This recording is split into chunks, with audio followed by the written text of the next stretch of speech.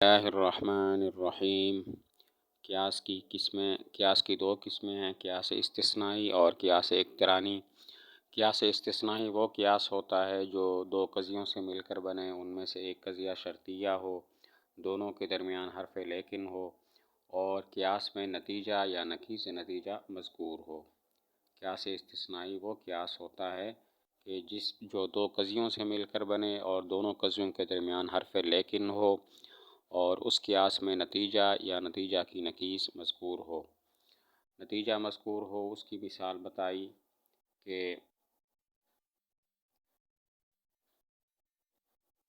اگر سورج نکلے گا تو دن موجود ہوگا، لیکن سورج موجود ہے، نتیجہ ہوگا کہ دن موجود ہے۔ یہاں پر جو نتیجہ ہے دن موجود ہے وہ بعین ہی قیاس کے اندر مذکور ہے،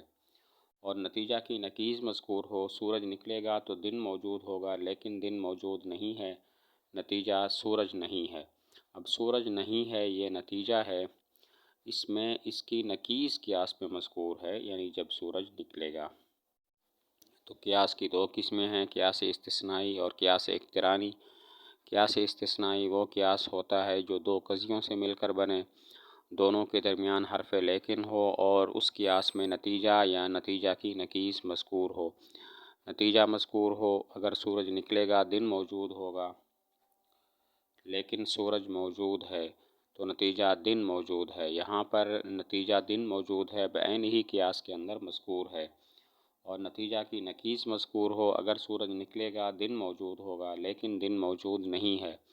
تو نتیجہ سورج موجود نہیں ہے۔ اب یہ جو نتیجہ ہے سورج موجود نہیں ہے، اس کی نقیض قیاس میں مذکور ہے، یعنی جب سورج نکلے گا۔ قیاس اقترانی وہ قیاس ہے جو دو قضیوں سے مل کر بنے، دونوں میں حرف لیکن موجود نہ ہو اور نہ ہی نتیجہ یا نقیض نتیجہ مذکور ہو۔ قیاس اقترانی وہ قیاس ہے جو دو قضیوں سے مل کر بنے لیکن ان کے درمیان حرف لیکن نہ ہو اور نہ ہی نتیجہ یا نتیجہ کی نقیض مذکور ہو، جیسے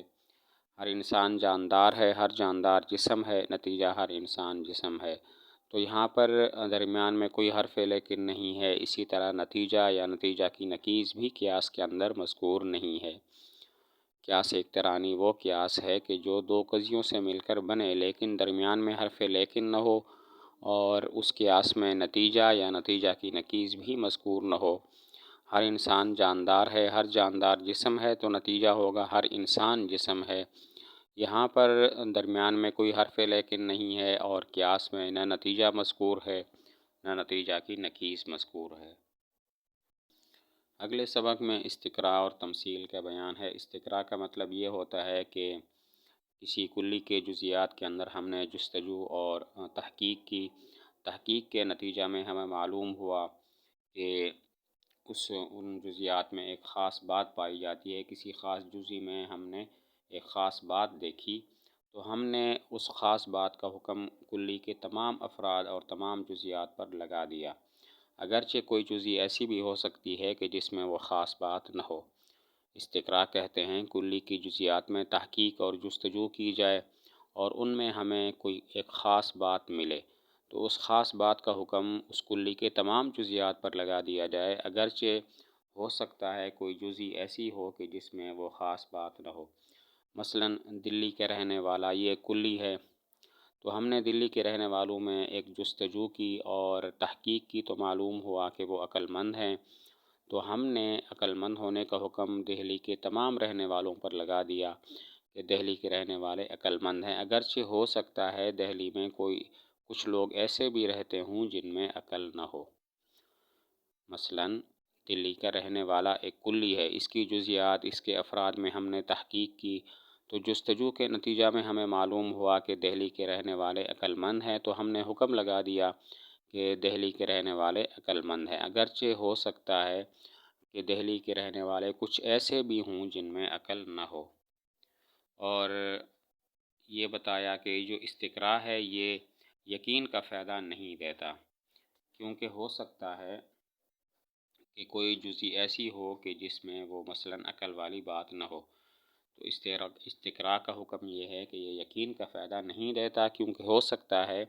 کوئی جزی ایسی بھی ہو کہ جس میں وہ خاص بات نہ ہو۔ اور آگے تمثیل یہ ہے کہ